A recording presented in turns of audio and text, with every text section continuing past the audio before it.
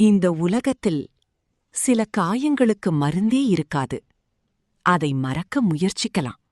ஆனா மனசு மட்டும் மறக்காது. அந்த மாதிரி ஒரு இரவுதான் அது.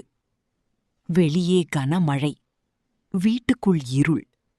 என் கண்களில் மட்டும் தூக்கமில்லை.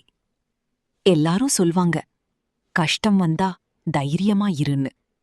ஆனா அந்த கஷ்டம் நம்ம மூச்ச நெரிக்கும் அளவுக்கு வந்தா தைரியம் கூட நம்ம விட்டு ஓடிடும்.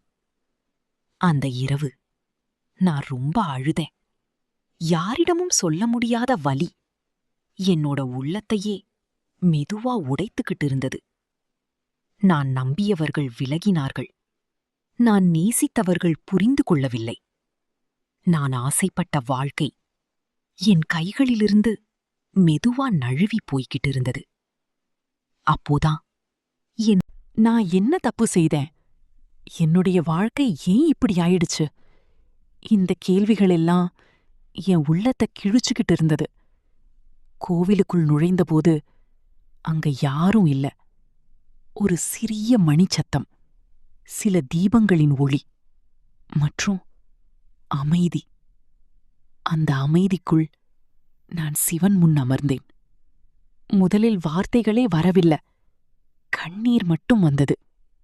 அந்த கண்ணீரோட நான் மெதுவா சொன்னேன், ஓம் நம சிவாயா. அந்த ஒரு மந்திரம் என் உள்ளத்துக்குள் ஏதோ மாற்றம் செய்ய ஆரம்பிச்சது.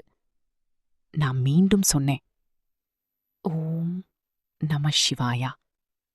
ஒவ்வொரு முறையும் சொல்லும்போது என் மனசுல இருந்த பயம் கொஞ்சம் கொஞ்சமா குறைய ஆரம்பிச்சது.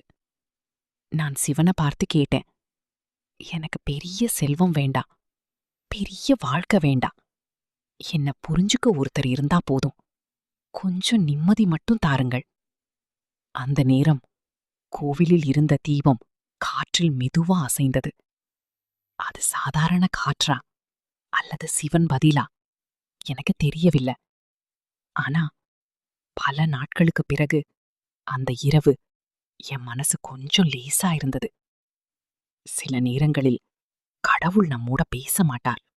ஆனா நம்ம கண்ணீரை அமைதியா கேட்பார்.